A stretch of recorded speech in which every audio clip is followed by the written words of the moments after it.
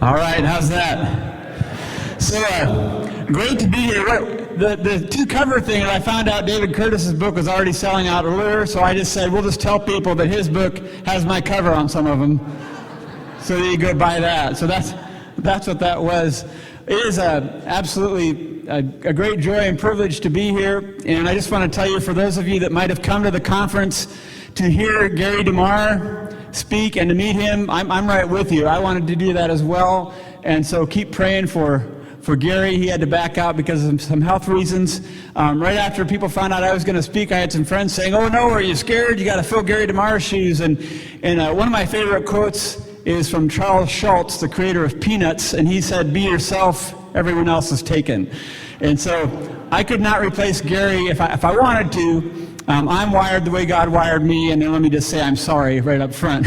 But really glad to be here today. I do want to just talk about this for a minute. This book has only been out, got published about a week and a half ago, and Travis was kind enough to let me send a bunch of copies ahead. But I live in Twin Falls, Idaho, so I don't have room to take any back. So I've got some special deals today. If you buy one copy, you can pay for 5, and that's something you might want to try.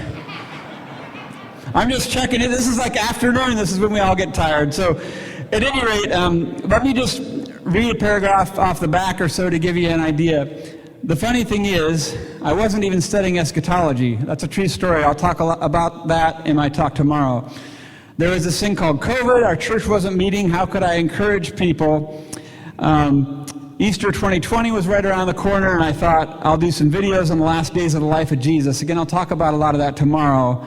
How could I have known my life was about to change? How could I have known that studying the last days of the life of Jesus would radically alter my understanding of the last days? Somebody did a review on my book, and the headline for it was "A Pastor Who Accidentally Became a Full Preterist."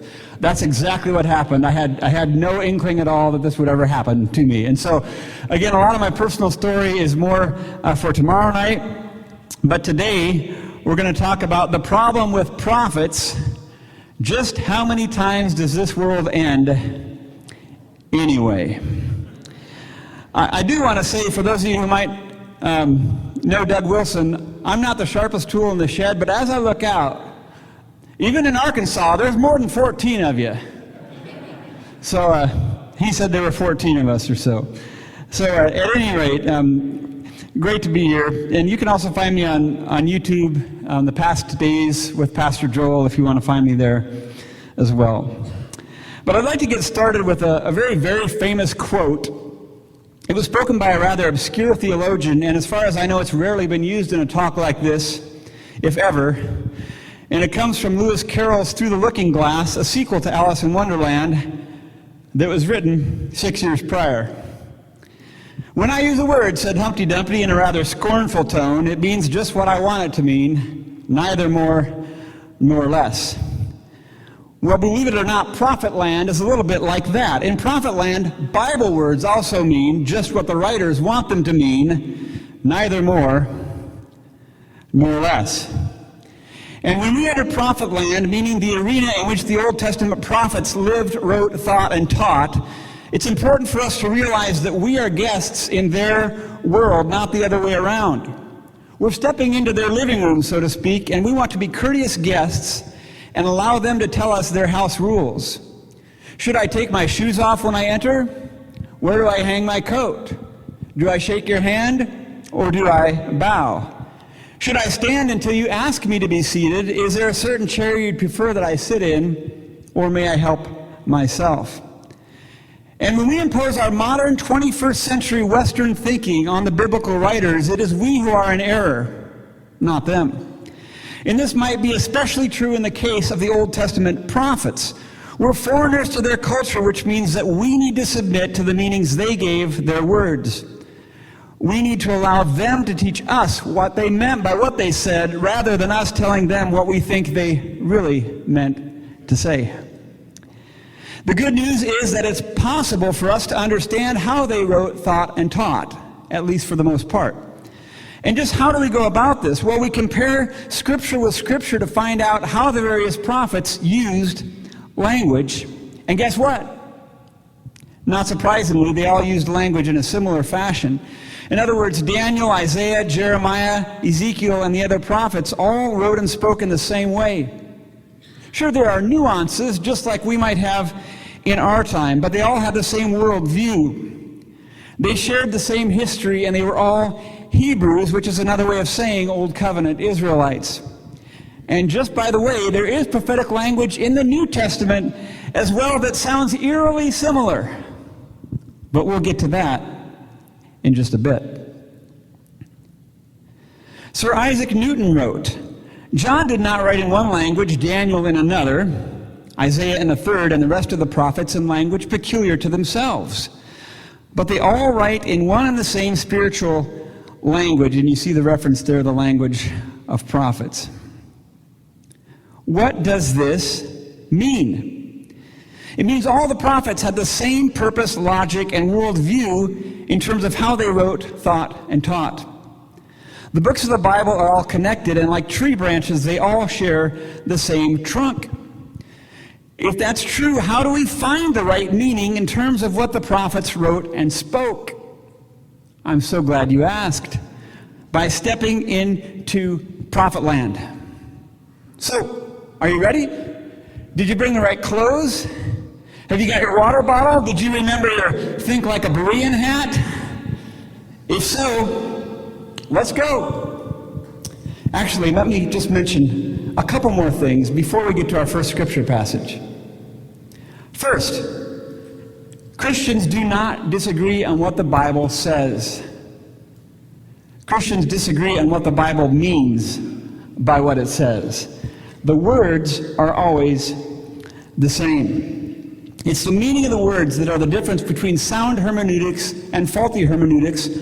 Hermeneutics just being the lenses through which we see and understand the Scriptures. Secondly, I'm going to read some passages that speak of judgment, to put it mildly. And when I teach the Bible, I like to convey the tone of the original writers the best that I can. So I want you to know ahead of time, I'm not yelling at you. I love you, but it might sound like I'm yelling at you here and there. So you have been warned. Okay, I think we are now ready to enter prophet land together. And our first stop is Isaiah 13, beginning in verse 6. Wail! For the day of the Lord is near, as destruction from the Almighty it will come. Therefore all hands will be feeble, and every human heart will melt. They will be dismayed, and pangs and agony will seize them.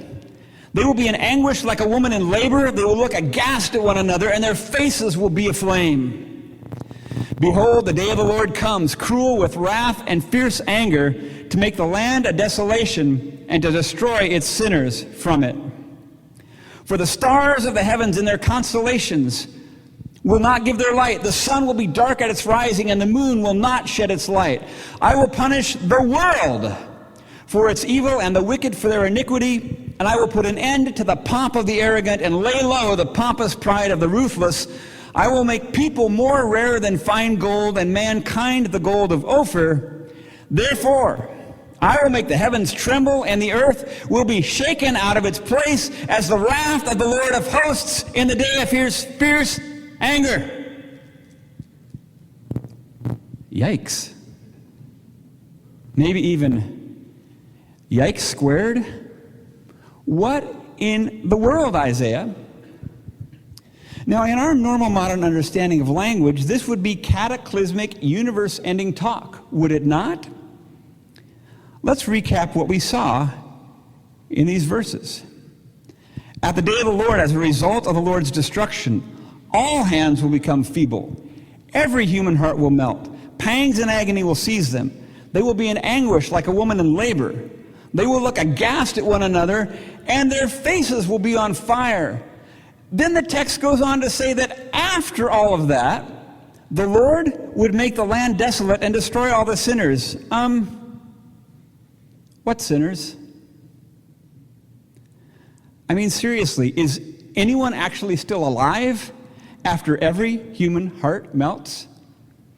After they go into labor and their faces burst into flames? Now, to be fair, I have witnessed a few births, and based on my experience, I'm guessing some of you ladies may have felt like your faces were on fire. But I digress. Let's think through this a bit more. If the sun, moon, and stars literally stopped giving their light, and if the Lord shook the literal heavens and moved the earth out of its place, well, let's just say no one would be around to talk about it anymore. I think my slides are stuck.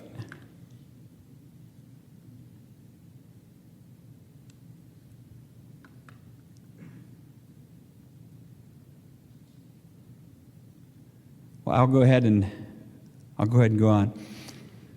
And notice also the text said, I will punish the world for its evil and the wicked for their iniquity.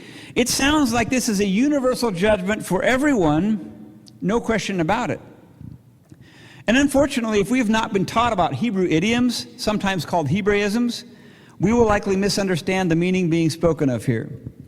The Hebrew prophets thought and taught in word pictures, Hebrews being Israelites, just to make that clear. Now, some of you may be asking, some of you in this room, or maybe some people that watch later online, how do we know this isn't to be taken in a literal sense the way we would think of it? Well, first of all, everything would be gone and everyone would be dead because this judgment already took place, and I'll show you that in just a moment. But secondly, the text actually tells us, as we investigate it further, and I'm happy to have somebody come up and maybe check this, but I did lose the ability to move the slides, so I'll go on a little bit. So if we go to verse 1 of this same chapter, it says this, the oracle concerning Babylon, which Isaiah, the son of Amoz, saw. If we go on to verse 17 and 19 of the text, it says, behold, I am stirring up the Medes against them, and Babylon, the glory of kingdoms, the splendor and pomp of the Chaldeans, will be like Sodom and Gomorrah when God overthrew them.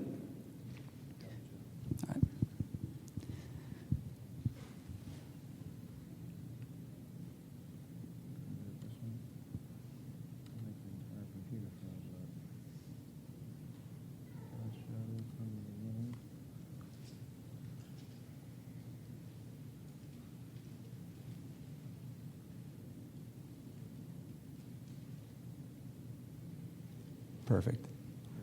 Thank you, Zach. Zach Davis, everybody.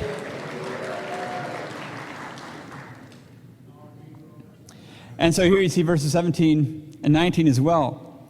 So even though this sounds like end of the earth, universal cosmic judgment, it was actually a local judgment against Babylon by the Medes. So was this really world-ending stuff? Well, it was for Babylon.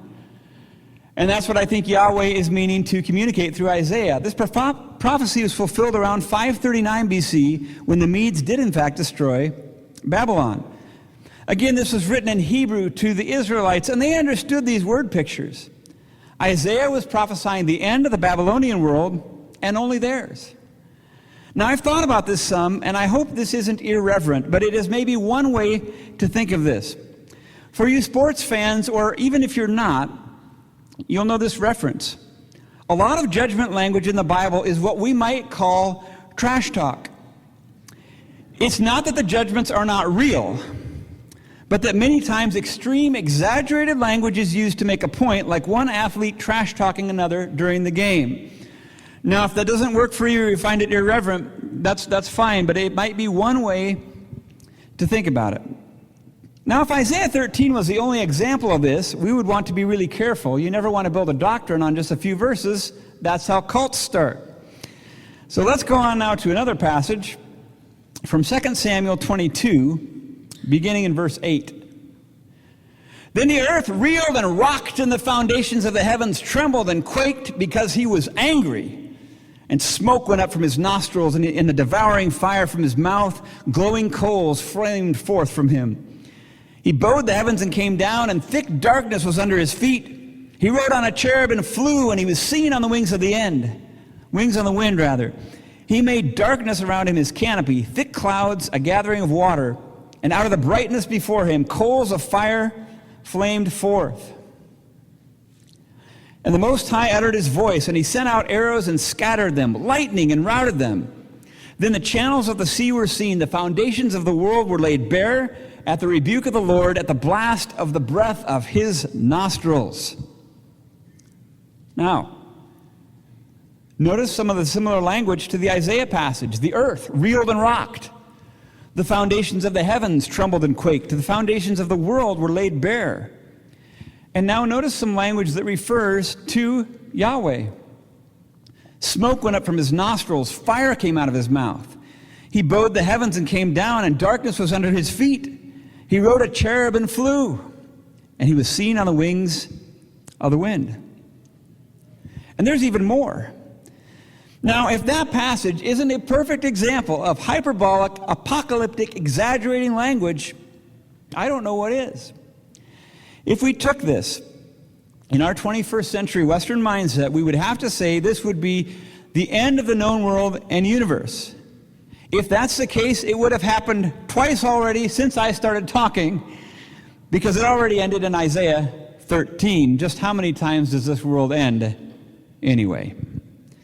Not to sound like a broken record, there's one of our idioms, but to sound like a broken record, this is why it's critical that we understand, think, and interpret the scriptures with a Hebraic mindset the Hebrew prophets thought and taught in word pictures.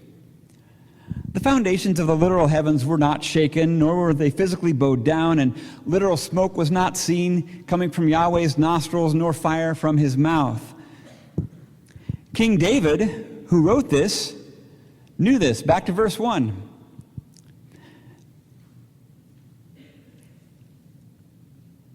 That's on me. I think I skipped a scripture. This scripture from 2 Samuel 22:1 says, "Then David spoke to the Lord the words of this song on the day when Yahweh delivered him from the hand of his enemies and the hand of Saul."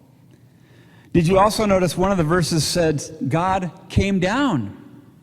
It said also he flew on the wind with thick clouds, but Yahweh wasn't literally seen on the wings of the wind and didn't physically literally come down. When David was communicating to his audience, what he was communicating was that when he was seen defeating his enemies in battle or escaping from Saul, Yahweh was behind the scenes every time. And David described this as God coming. Now let's go back to Isaiah, this time chapter 34, verses 1 through 4. "Draw near, O nations, to hear, and give attention, O peoples. Let the earth hear, and all that fills it, the world and all that comes from it. For the Lord is enraged against all the nations and furious against all their host. He has devoted them to destruction, and he has given them over for slaughter. Their slain shall be cast out, and the stench of their corpses shall rise. The mountains shall flow with their blood. At the host of heaven they shall rot away, and the skies roll up like a scroll. All their hosts shall fall as leaves fall from the vine, like leaves falling from the fig tree." Now, based on the first three verses alone, it would appear that all the nations will be judged. Look at the language. "O nations, let the earth hear. The world, all the nations," etc. And verse 4 said, "All the hosts of heaven shall rot away, and the skies will roll up like a scroll." How can this not be about a universal, cataclysmic, heaven-shaking, world-ending event? Because the writer flat out tells us so if we continue reading. Now on to verse 5 and following.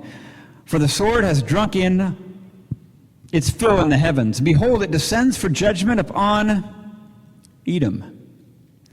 Upon the people I have devoted to destruction.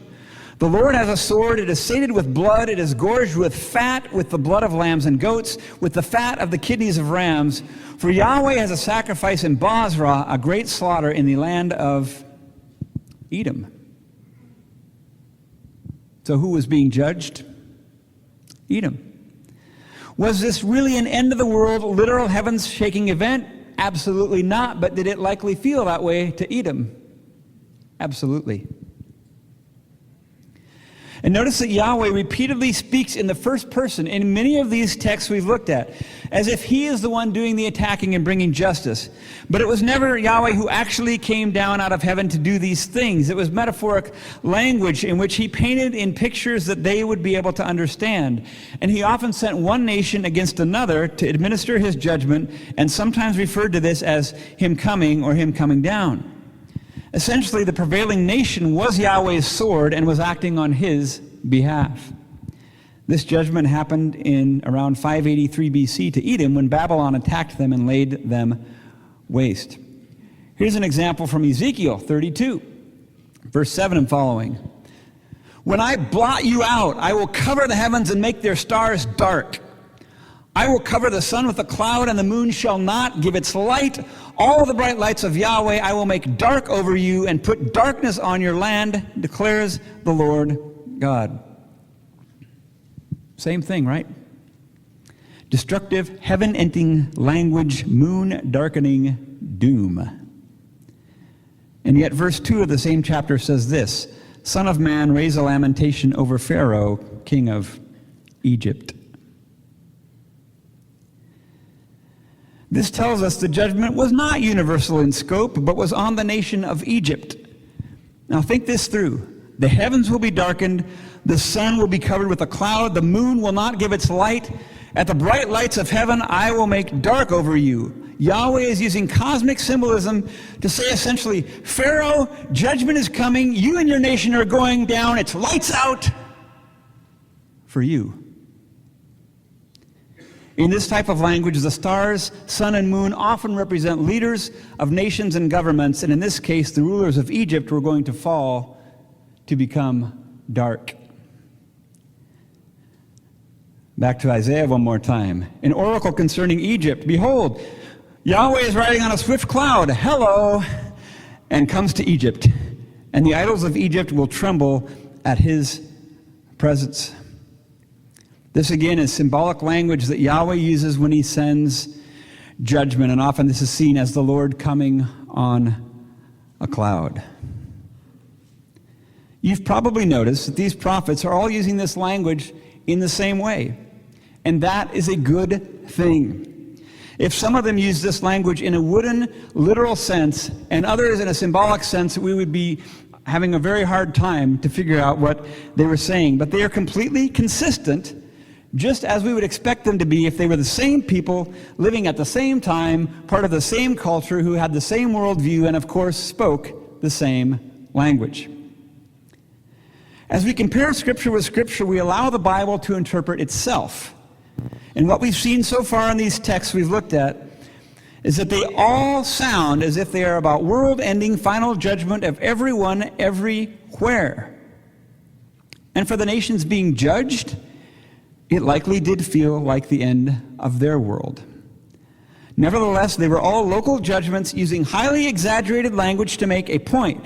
There is not a single instance we've seen that contradicts this pattern. All of the prophets used hyperbole when they were speaking or writing of coming judgment. Let's look at another from Micah. This is chapter 1, verse 1 through 4. The word of the Lord came to Micah at Moresheth in the days of Jotham, Ahaz, and Hezekiah, kings of Judah, which he saw concerning Samaria and Jerusalem. Hear you peoples, all of you, pay attention, O earth, and all that is in it. And let the Lord God be a witness against you, the Lord from his holy temple. For behold, the Lord is coming out of his place, and will come down and tread upon the high places of the earth, and the mountains will melt under him, and the valleys will split open like wax before the fire, like waters poured down a steep place. Again, what elements did we see? Hear you peoples. Pay attention, O earth, and all that is in it. The Lord is coming. The Lord will come down. The mountains will melt. The valleys will split open. Sorry, I'll leave that there so you can just look through the rest. And just like all the verses we've seen so far, it certainly sounds like an end of the earth, end of all people, deadly disaster.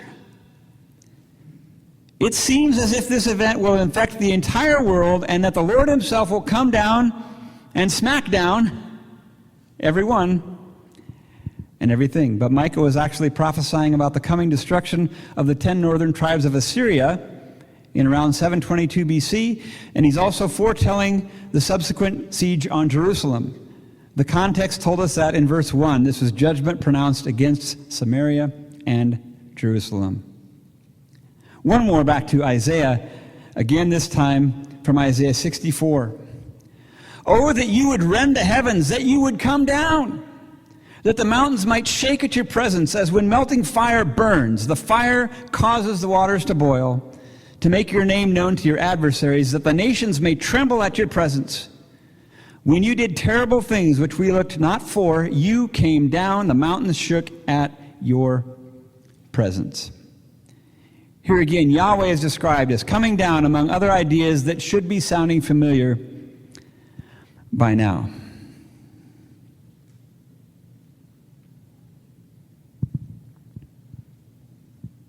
Why does this matter? Where am I going with all this? How important is it that we understand how the Hebrew prophets thought and taught? Well, first of all, we know for sure by now that the prophets were not actually talking about the end of the world. We ourselves are evidence of this, since we are all together here in Jonesboro, Arkansas, because the judgments we read about already took place. But it goes beyond that. And there was something that I had misunderstood for many years of my Christian life. And I think other believers also may have this understanding. It has to do with how we view the end of the Hebrew Scriptures, what we call the Old Testament, and how we view the beginning of what we call the New Testament. Now, if you're not already, I'm going to invite you please to look up here for just a moment. And I'm going to go left to right for you. So I want you to imagine this is Genesis, way over here. And we'll put Malachi right at the edge of the podium.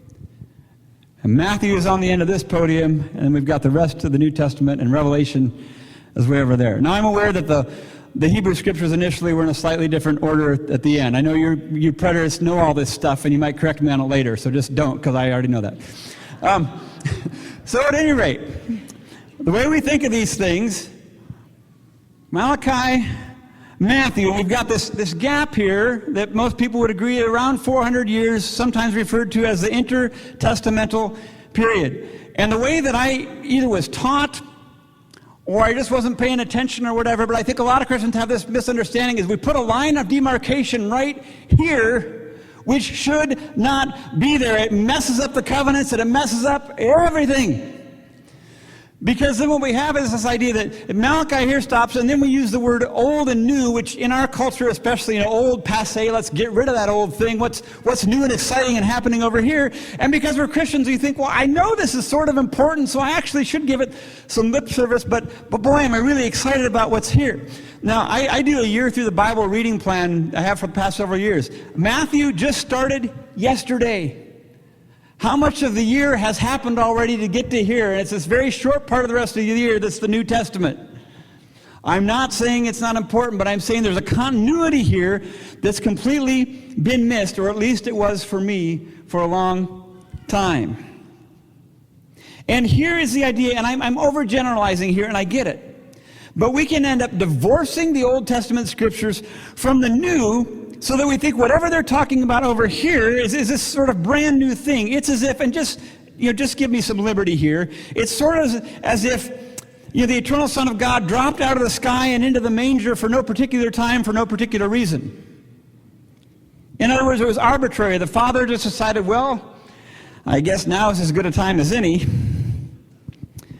Let me share a couple really important verses with you.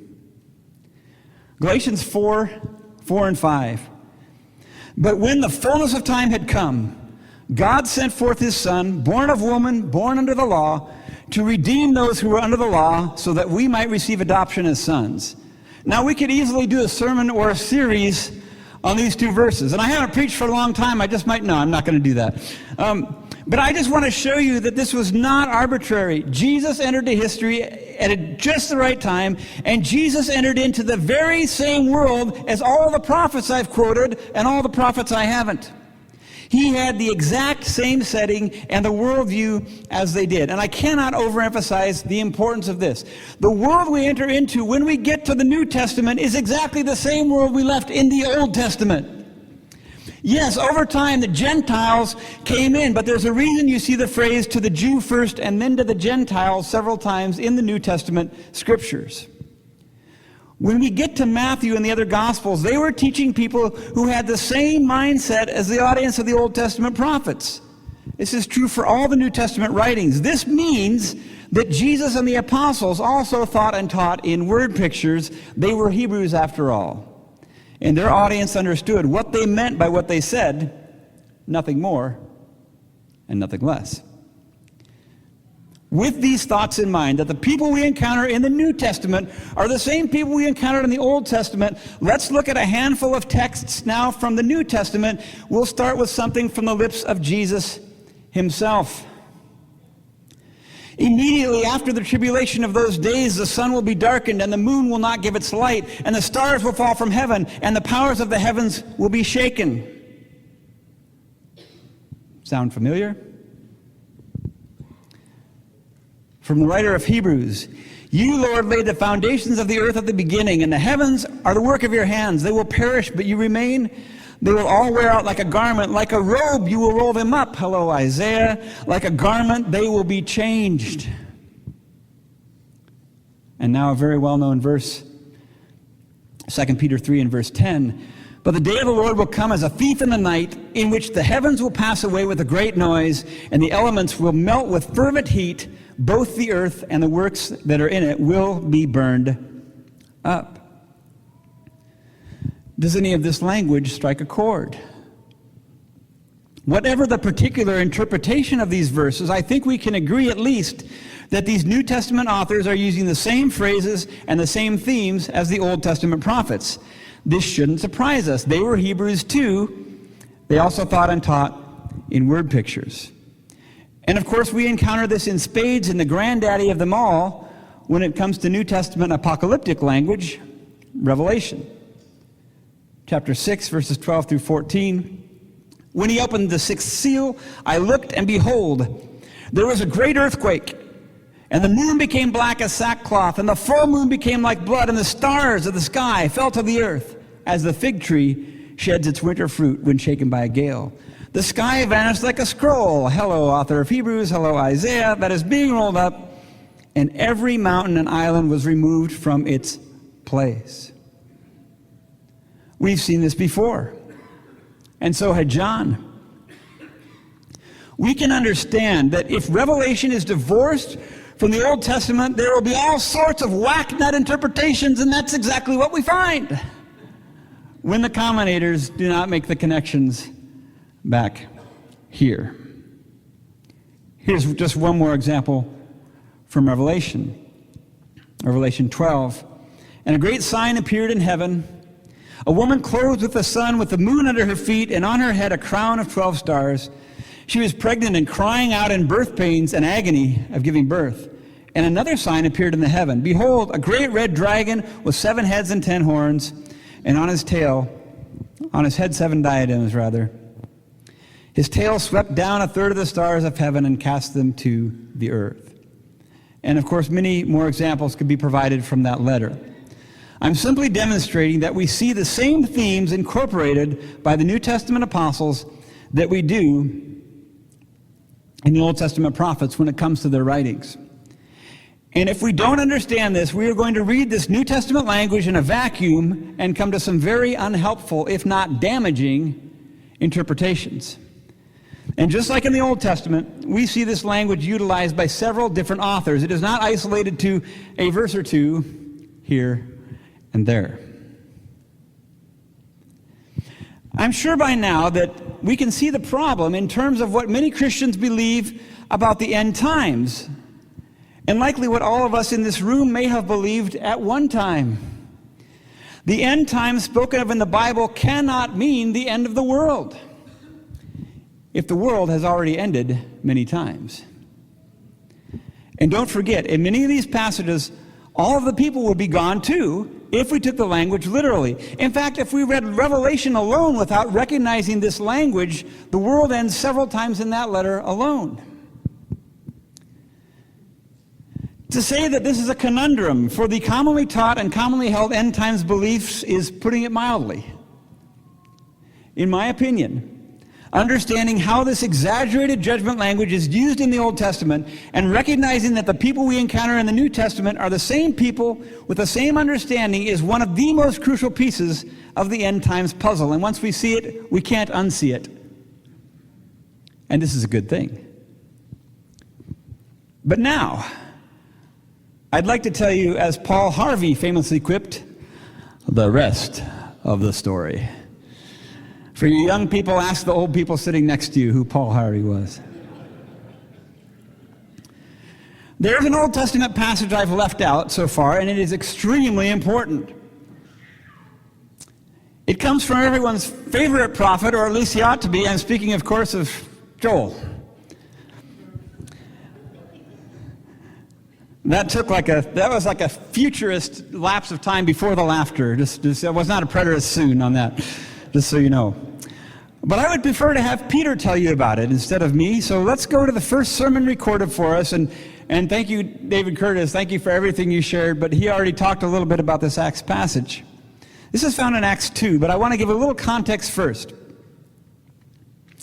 I had read this passage and studied it many times before my eschatological earthquake began. And there's a great deal we can learn that's important from Acts, the birth of the church, the growth of the church planting, evangelism. It's all wonderful. But at the heart of Acts is the promised Holy Spirit and Peter explaining what was happening. And this is where Joel comes in. And Joel was there all along, but I had missed him. At least I hadn't seen him quite the way that Peter did. So after Jesus rose from the dead, just to fill in some details, he appeared to his apostles over a period of 40 days, during which he continued to teach them about the kingdom of God. And on one occasion when they were together, he informed them of this from Acts 1. Do not leave Jerusalem, but wait for the gift my Father promised, which you have heard me speak about. For John baptized with water, but in a few days you will be baptized with the Holy Spirit. A few days later, the Holy Spirit arrived big time. And the way Luke described it, there was something that looked like tongues of fire that rested upon each one of them. They began to speak in other languages so that all the people there for Pentecost could understand this good news in their own language. And it was so crazy that some of the people there thought that these apostles were drunk. And this is Peter's response from Acts 2, beginning in verse 15. For these are not drunk, as you suppose. It's only the third hour of the day. But this is what was spoken of by the prophet Joel. And it shall come to pass in the last days, says God, that I will pour out my spirit on all flesh. Your sons and your daughters shall prophesy. Your young men shall see visions. Your old men shall dream dreams. And on my men servants and my maidservants I will pour out my spirit in those days. And they shall prophesy. And I will show wonders in heaven above and signs in the earth beneath, blood and fire and vapor of smoke. The sun shall be turned into darkness, and the moon into blood, before the coming of the great and awesome day of the Lord. And it shall come to pass that whoever calls on the name of the Lord shall be saved. Remember, Peter is quoting Joel. And Joel is using the same type of judgment language we've gotten accustomed to by now in this message. Sorry, my slides are slightly different in my notes than I have them here, so I'll let you kind of get through that. Now, many of us, if not all of us, were likely told something like this.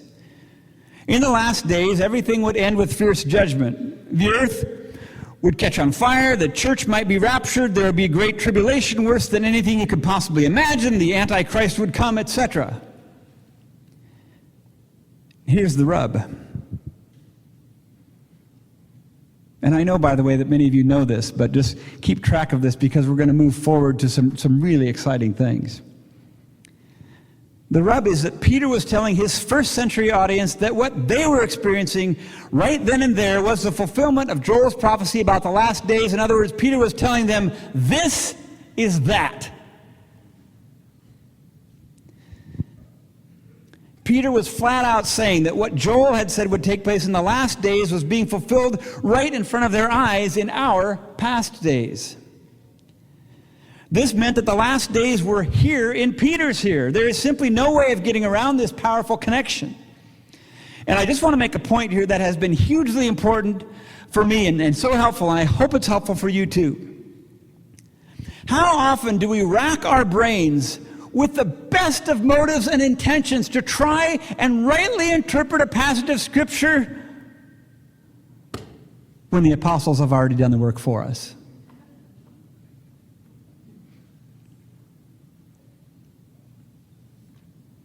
I have found that quite often we can stop struggling, striving, and surmising, desperately trying to interpret certain verses or passages because many times it's already been done.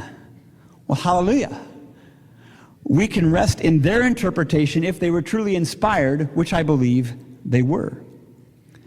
Now, this can be especially true when it comes to interpreting the prophets, and this leads to an incredibly important principle for a right understanding of what the Old Testament prophets meant by what they said and wrote.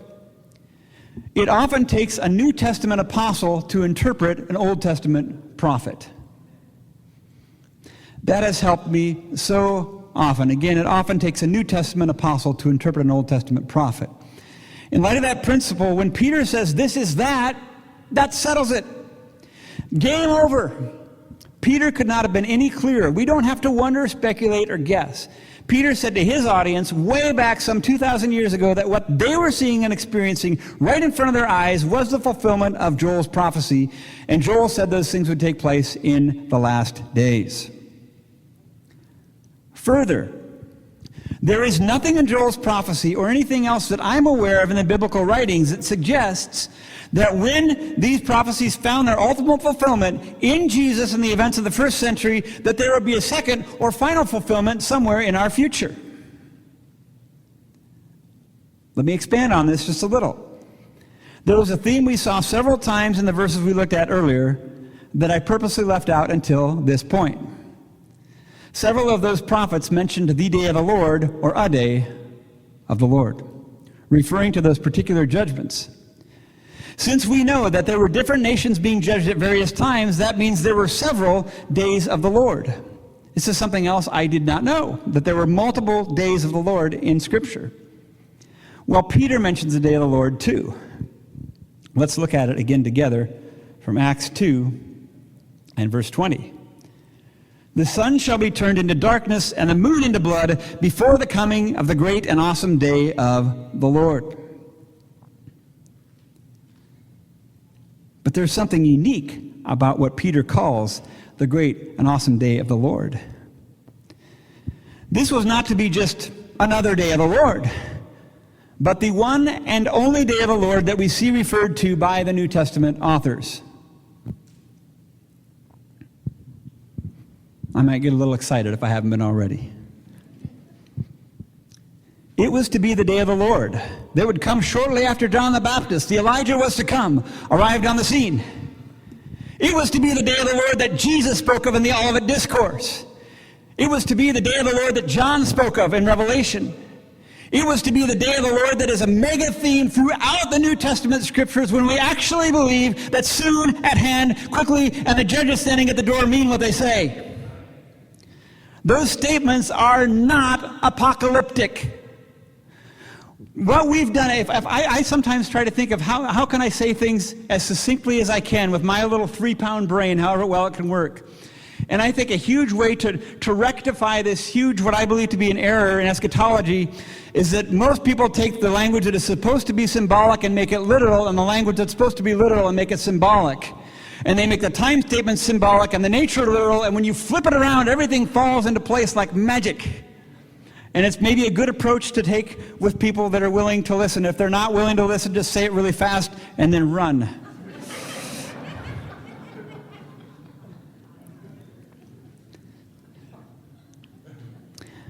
Those statements, again, are not apocalyptic. They are as plain as day. You might say as plain as a day of the Lord. And the one and only day of the Lord spoken of by Jesus and the New Testament apostles was the judgment on Jerusalem that culminated in the destruction of the temple, the priesthood, the sacrifices, and the entire Jewish religious system. It was the judgment that quashed and squashed the old covenant completely, and the judgment that released and unleashed the new covenant fully and finally. How privileged are we to live in this new and everlasting covenant, to dwell in the New Jerusalem, to experience the tree of life, Jesus himself, and to drink of the living waters only he can provide, which can quench our thirst now and forever. And just like all of the Old Testament judgments we've seen so far, the judgment that is a mega theme throughout the New Testament sounded as if it was to be a literal, heaven-shaking, world-ending affair. And just like all the Old Testament judgments we've seen so far, the judgment was a local judgment. Many pushed back on this, believing there must be more, even those that would see a lot fulfilled at that time. Isn't it possible, they asked, that this judgment still points to a yet greater one, a greater second coming, a greater resurrection, a greater and literal end of the world? And I understand that pushback on those questions because I've had them myself. So as I begin to wrap up, I want to give you two reasons why I believe the judgment on Jerusalem was the one and only judgment spoken of in the New Testament, and why there is not a yet future earth-ending judgment. First, even though that judgment was local geographically, its implications are worldwide theologically and practically. Was Jesus' birth a local event?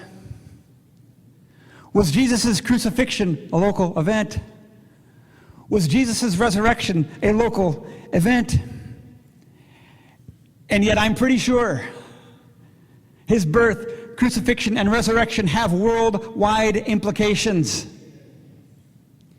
It is the same with the judgment on Jerusalem, because on the flip side of that judgment was salvation, the salvation eagerly awaited by those sincere believers in this generation, meaning that generation. And we are fellow partakers and heirs of that salvation because we live in the wake of all the glorious things Christ accomplished at his second appearing. And second, and if you've checked out, check back in, because everything I've talked about so far heads to this final verse and these points. I want to show you something in the scriptures that to me is incredibly profound. When I first saw this, I was studying in my office where I was last a pastor, and I literally backed my desk chair away from my desk and just sat dumbfounded and awestruck in a state of worship for what seemed like a really long time. I could not believe what it said. Remember how that happened? It's like somebody came in the middle of the night and just changed the verses a little bit. And so, for time's sake, I need to paraphrase a couple things Peter said in 1 Peter chapter 1, and then we're going to move towards this verse that blew me away. Peter said in 1 Peter chapter 1, again I'm paraphrasing, that the prophets, speaking of the Old Testament prophets, they didn't always have full understanding about the salvation that was to come. And they wondered about the time the Spirit of Christ within them was talking about when he had told them about Christ's suffering and glory. And Peter went on to say that they were told their messages were not for themselves, but for you. Not us you, them there that were there then. Now keep that in mind as we move to our final text, also from the pen of Peter. Just before I read it, I've got to quote my good friend who we get to hear from later, Don Preston. You've got to catch the power of this. That probably was a bad impression, but I have tried not to steal that so many times. I'm sorry. There's no better way to say this. When we get to this verse, there's just no better way to say it than the way Don might say it. So I want everyone to listen very carefully and very intently to what Peter had to say. We've looked at Acts 2 already, where Peter preached what we often call the first sermon for us. The verses I'm anxious to share are from Acts 3. Here's the context. Peter and John had just healed a man, and the people were amazed. And Peter essentially says, why should you be amazed? These were the kind of things that the prophets predicted. It's not John and I. We did this in the name of Jesus. And Peter goes on, and he says that they foretold about Christ's coming and suffering, and they should repent so their sins could be blotted out. He goes on to say times of refreshing would come at the presence of the Lord, and that all things would be restored. These were the very things the prophets had spoken of. And Peter then reminds them that even Moses had predicted that Yahweh would rise up a prophet like him, and God's people should listen to him and do what he told them to do. He then said that anyone who did not listen to this coming prophet, Jesus, would be destroyed from the people. And then Peter said the thing that blew my socks off that day in my office. Listen carefully. Indeed, beginning with Samuel, all the prophets who have spoken have foretold these days. And you are heirs of the prophets and of the covenant God made with your fathers, which is a marvelous verse in its own right. But I want to focus on verse 24 for just a moment. Let's reread that one more time. Indeed, beginning with Samuel, all the prophets who have spoken have foretold these days.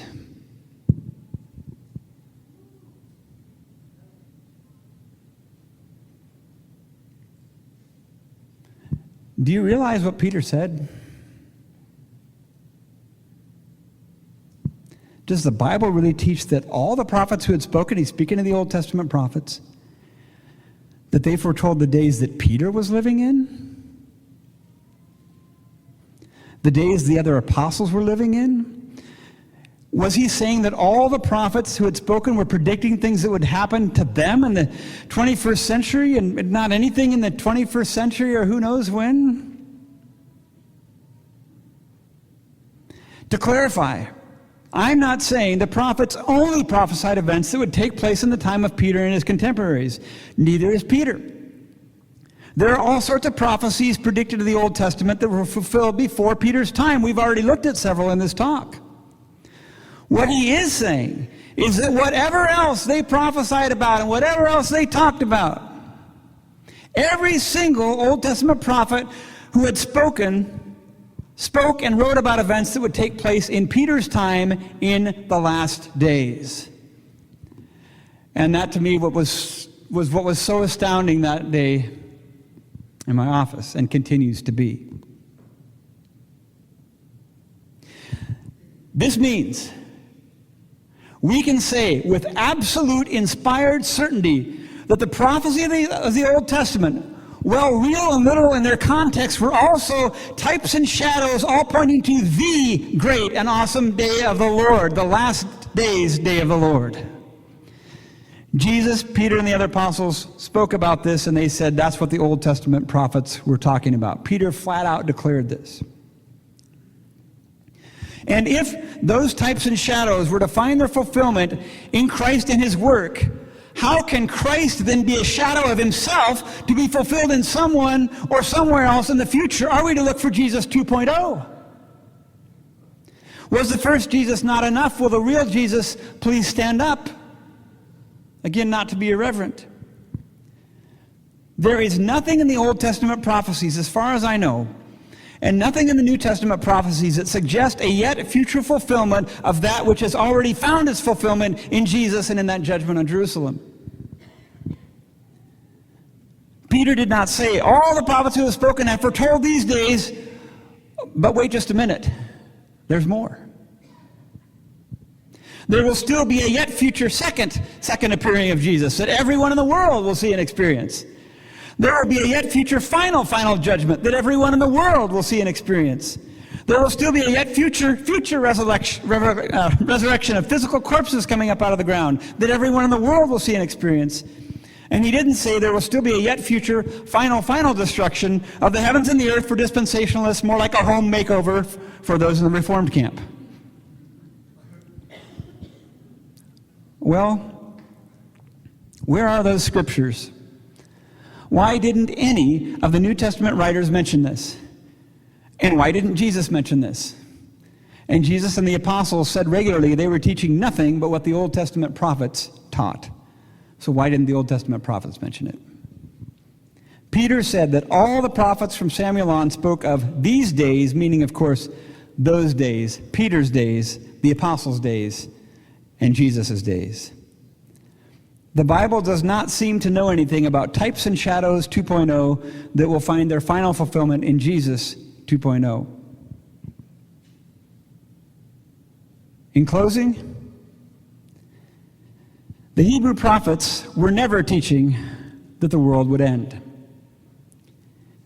If they were, it would have ended many times by now already, along with all of the people, and that seems just a tad problematic. It often takes a New Testament apostle to interpret an Old Testament prophet. We need to bow the knee to the apostles' understanding of what the prophets thought and taught. The scriptures do not teach a dual fulfillment of prophecies that have already found their fulfillment in Jesus. I just don't know how you get prophecies beyond the antitype in which they were fulfilled.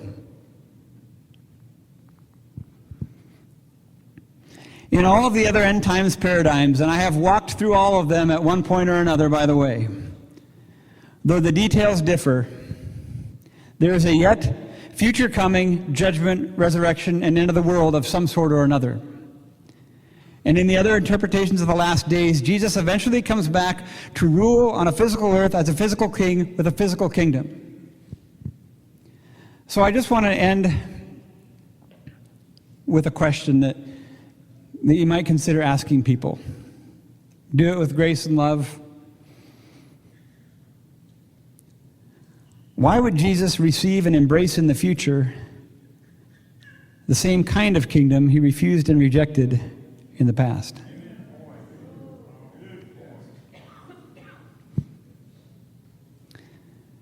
I hope this journey into Prophet Land has been helpful, useful, and maybe even eye-opening.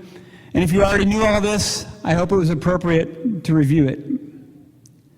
For me, learning these things has given me a new appreciation for the prophets, a better understanding of the Bible as a whole, and more awe of Jesus and everything he accomplished. And realizing that the world we enter as we move into the New Testament is the same world we encounter in the Old Testament was in and of itself invaluable, at least for me. Perhaps a rather obscure theologian rarely quoted in a sermon like this, if ever, said it best. When I use a word, said Humpty Dumpty in a rather scornful tone, it means just what I want it to mean, neither more nor less. Amen.